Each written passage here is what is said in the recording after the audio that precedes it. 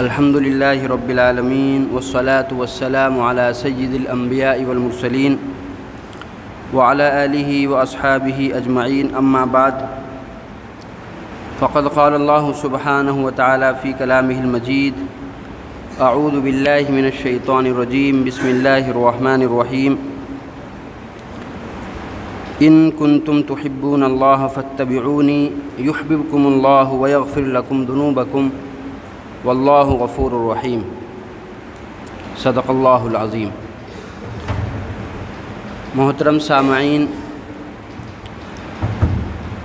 ویسے تو ہر گھڑی اللہ تعالیٰ کی نعمت ہے، ہر لمحہ ہر سیکنڈ جو اللہ تعالیٰ نے ہمیں اس دنیا میں گزارنے کا موقع دیا ہے وہ اللہ تعالیٰ کی نعمت ہے۔ اللہ تعالیٰ نے دن کی بھی قسم کھائی ہے، رات کی بھی قسم کھائی ہے، اور زمانے کے ہر لمحے کے اللہ نے قسم کھائی ہے۔ والعصر واللیل اذا یغشی والنہار اذا تجلی۔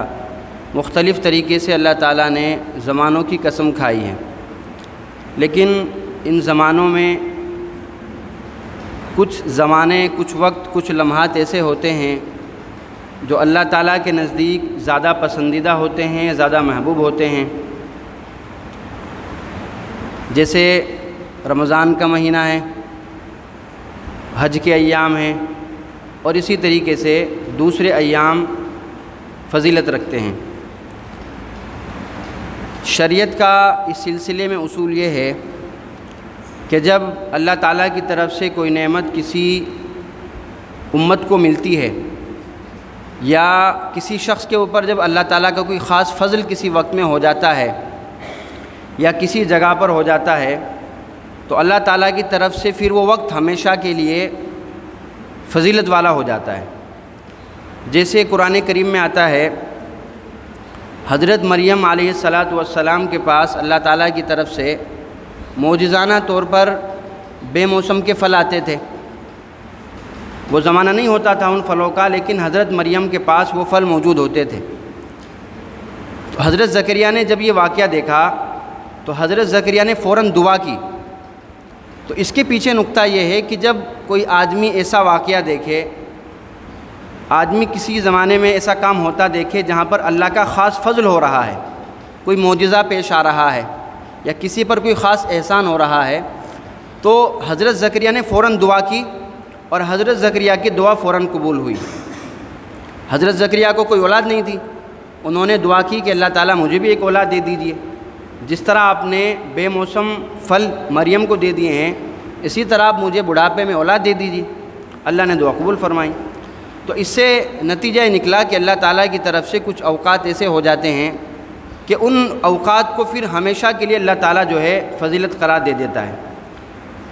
ان اوقات میں سے ایک وقت جو ہے یہ ربیع الاول کا مہینہ بھی ہے۔ راجح قول کے مطابق آپ صلی اللہ علیہ وسلم کی جو پیدائش ہوئی ہے وہ ربیع الاول کے مہینے میں ہوئی ہے۔ البتہ اس مسئلے میں کافی اختلاف ہے کہ 9 تاریخ کو ہوئی کہ 12 تاریخ کو ہوئی، 1 کو ہوئی، 2 کو ہوئی، وغیرہ وغیرہ، لیکن اس پر تقریباً اتفاق ہے تمام سیرت نگاروں کا کہ آپ کی پیدائش ہوئی اسی مہینے میں ہے۔ تو آپ صلی اللہ علیہ وسلم کا دنیا میں تشریف لانا یہ خود ایک بہت بڑا عمل ہے، اللہ تعالیٰ کا بہت بڑا انعام ہے دنیا کے اوپر آپ صلی اللہ علیہ وسلم کا اس دنیا میں تشریف لانا۔ تو یہ جو مہینہ ہے یہ اس وجہ سے بابرکت ہو جاتا ہے کہ آپ صلی اللہ علیہ وسلم کی پیدائش اس مہینے میں ہوئی تھی۔ تو جیسے زمانہ کوئی اہم ہوتا ہے، اسی طریقے سے اس وقت میں ذمہ داریاں بھی اہم ہو جاتی ہیں۔ جس طریقے سے رمضان کا مہینہ اہم ہے شریعت کی نگاہ میں، تو رمضان کے مہینے میں اگر کوئی آدمی گناہ کرتا ہے تو اس پر عذاب بھی ڈبل ہے۔ جس طریقے سے نیکیاں اس کو ڈبل تیبل چبل مل رہی ہے، بلکہ 70 گناہ تک ملتی ہے، اسی طریقے سے اس کو عذاب بھی اسی طریقے سے اللہ تعالیٰ کو ملے گا۔ تو یہ جو ہمیں مہینہ دیا گیا ہے ربیع الاول کا مہینہ، یہ اللہ تعالیٰ کی طرف سے ہمارے لیے انعام ہے۔ ہمیں اس انعام کا فائدہ اٹھانا چاہیے اور اس کا صحیح استعمال کرنا چاہیے۔ اب اس مہینے کا صحیح استعمال کیا ہے؟ تو انشاءاللہ میں کوشش کروں گا کہ ہم ربیع الاول کے تمام مہینے میں سیرت پر بات کریں، تاکہ کم سے کم ہمارا بھی کچھ حصہ اس سلسلے میں لگے۔ بہرحال لیکن اس ہفتے کا پیغام آپ کے لیے یہ ہے کہ ہمیں سیرت کے سلسلے میں اور اس مہینے میں ہمیں خاص طور سے کیا کرنا چاہیے سیرت کے سلسلے میں۔ اس سلسلے میں ہمیں کم سے کم چھوٹا سے چھوٹا کام یہ کرنا چاہیے کہ ہم سیرت کی کوئی نہ کوئی ایک کتاب ضرور پڑھیں، سیرت کی کوئی نہ کوئی ایک کتاب ہم ضرور پڑھیں۔ جو لوگ ہندی جانتے ہیں وہ ہندی میں پڑھیں، جو لوگ اردو جانتے ہیں وہ اردو میں پڑھیں، جو لوگ دوسری زبانیں جانتے ہیں یا دوسری زبانوں میں پڑھنا چاہتے ہیں ان زبانوں میں ضرور پڑھیں۔ جیسے ہم لوگ کچھ لوگ ایسے بھی ہوں گے جن کو بالکل نہیں ہندی بھی نہیں آتی ہوگی، اردو بھی نہیں آتی ہوگی، دوسری زبان بھی نہیں آتی ہوں گی، ان کے گھروں میں پڑھنے والے ہوں گے، اپنے بچوں کو ساتھ لے کر کے بیٹھیے، ان بچوں کے ساتھ مل کے جو ہے آپ سیرت کی کتابیں پڑھیے، تاکہ ایک تعلیم بھی ہو اور سیرت کا سلسلہ جو ہے ہمارے گھر میں کم سے کم سیرت کا ذکر ہو۔ میں نے ابھی آپ کے سامنے قرآن کریم کی ایک آیت تلاوت کی۔ اللہ تعالیٰ کہتے ہیں کہ اگر تم اللہ تعالیٰ کے محبوب ہونا چاہتے ہو اور مغفرت چاہتے ہو تو تمہیں میری اتباع کرنی ہوگی۔ اتباع آپ کو اگر کرنی ہے کسی کی تو اتباع کے لیے پہلے آپ کو جاننا ہوگا کہ بھئی اتباع کرنی کس کی ہے، تو پہلے جانیں گے تب جا کے اتباع ہوگی۔ اتباع کے لیے پہلے راستہ پتہ ہونا ضروری ہے، تو ہمیں جو ہے اتباع کرنے کے لیے جاننا ضروری ہے۔ سیرت پر لوگوں نے بہت کام کیا ہے، اس درجہ کام کیا ہے کہ آپ چھوٹا سا نمونہ میں آپ کے سامنے پیش کروں۔ اگر ہم اردو جو کتابیں سیرت پر لکھی گئی ہیں، صرف اردو پر تقریباً 30,000 کتابیں لکھی گئی ہیں صرف اردو میں، اور اردو کل کی زبان ہے، ابھی 200-250 سال پرانی زبان ہے اردو۔ تو اردو میں صرف اردو میں 30,000 کتابیں اردو میں لوگوں نے لکھی ہیں، اور مختلف ناحیے سے لکھی ہے۔ کسی نے فقہی مسالک کے کسی نے فقہی منہج پر لکھی ہے، کسی نے تفسیر کے منہج پر لکھی ہے، کسی نے محدثانہ انداز میں لکھا ہے۔ تو سیرت پر اتنی کتابیں لکھی ہیں، اور اگر عربی کا ہم اندازہ لگائیں تو عربی کا اندازہ بھی سعودی عرب میں ایک لائبریری کھلی ہے بھی، صرف وہاں پر سیرت کی کتابیں ہیں، اس کے اندر جو ہے صرف سیرت کی کتابیں وہاں پر موجود ہے۔ تو اس لائبریری کے اندر آپ صلی اللہ علیہ وسلم کی ایک کتنی کتابیں آپ پر لکھی گئی ہیں، سیرت کی کتابیں عربی میں، صرف عربی کا انہوں نے جو ہے احاطہ کیا ہے۔ اس میں انہوں نے اس کا PhD مقالہ ہے، وہ ایک مصری عالم دین ہے، انہوں نے اس کتاب کے اندر ذکر کیا ہے کہ آپ صلی اللہ علیہ وسلم کی چپل کیسی تھی، آپ چپل کیسی پہنا کرتے تھے، اس موضوع پر 90 کتابیں لکھی گئیں عربی میں صرف۔ آپ صلی اللہ علیہ وسلم کی چپل کیسی تھی اس موضوع پر 90 کتابیں لکھی گئی ہیں۔ تو ہم اندازہ لگا کر کے دیکھیں کہ آپ صلی اللہ علیہ وسلم سے کس قدر لوگوں نے جو ہے محبت کا اظہار کیا ہے، اور ہم یہ ہے کہ بھئی ہم جاننے کی بھی کوشش نہ کریں، تو یہ ہمارے لیے کتنی بدنصیبی کی بات ہے، ہمارے لیے بہت ہی زیادہ بدنصیبی کی بات ہے کہ ہم سیرت کی چیزوں کو جانیں بھی نہ۔ ایک ہماری جو حالت ہے ہمارے بچوں کی، اور ہماری جو حالت ہو گئی ہے دین کے جاننے کے سلسلے میں، اس کے لیے میں ایک چھوٹا سا واقعہ آپ کو بتاؤں۔ کون بنے گا کروڑ پتی کا وہ چلتا ہے، کیا بولتے ہیں، پروگرام چلتا ہے۔ اس پروگرام میں ایک مسلمان بیٹھا تھا، اس نے حصہ لیا تھا اس نے 12 سوالات کے جواب دے چکا تھا، وہ 12 سوالات کے وہ جواب دے چکا تھا، اور اس سے 13 سوال پوچھا گیا۔ اس سے 13واں سوال یہ پوچھا گیا کہ آپ یہ بتائیے کہ ہم آپ کو 4 آپشن دیں گے، 4 آدمیوں کے نام آپ کو بتائیں گے، ان 4 میں سے نبی کون نہیں ہے، ان 4 میں سے بتانا ہے آپ کو کہ نبی کون نہیں ہے۔ ان 4 میں سے کون تھے؟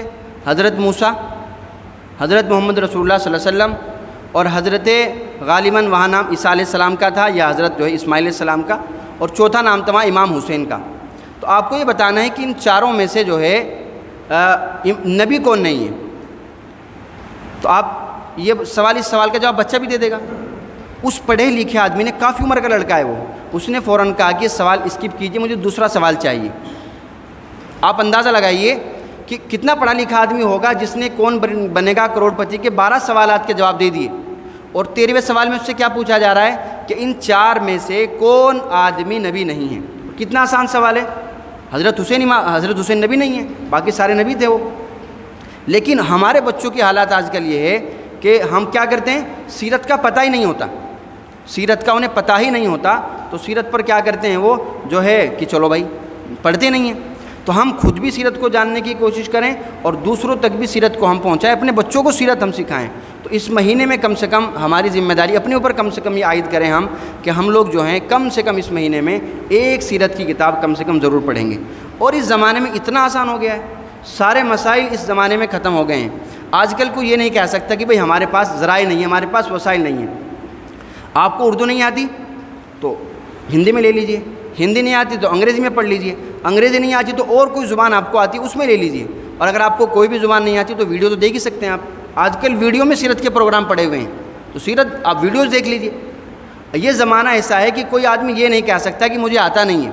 اگر کوئی کہتا ہے تو اس کا مطلب یہ کہ وہ کرنا نہیں چاہتا۔ بس آپ اگر کرنا چاہتے ہیں تو آپ کے لیے سب کچھ ممکن ہے۔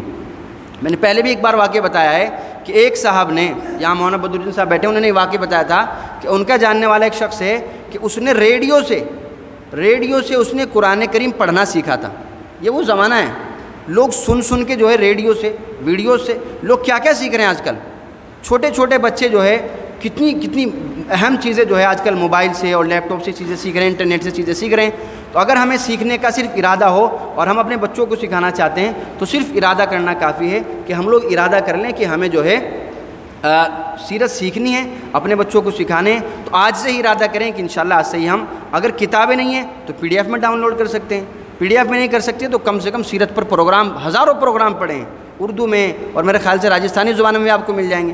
تو آپ دیکھیں گے تو سب طرح کے آپ کو پروگرام ملیں گے۔ بس ہم ارادہ کریں، ارادے کے ساتھ انشاءاللہ اللہ کی طرف سے مدد بھی آئے گی۔ اللہ تعالیٰ ہم سب کو مل کے توفیق عطا فرمائیں۔ وآخر دعوانا الحمدللہ رب العالمین۔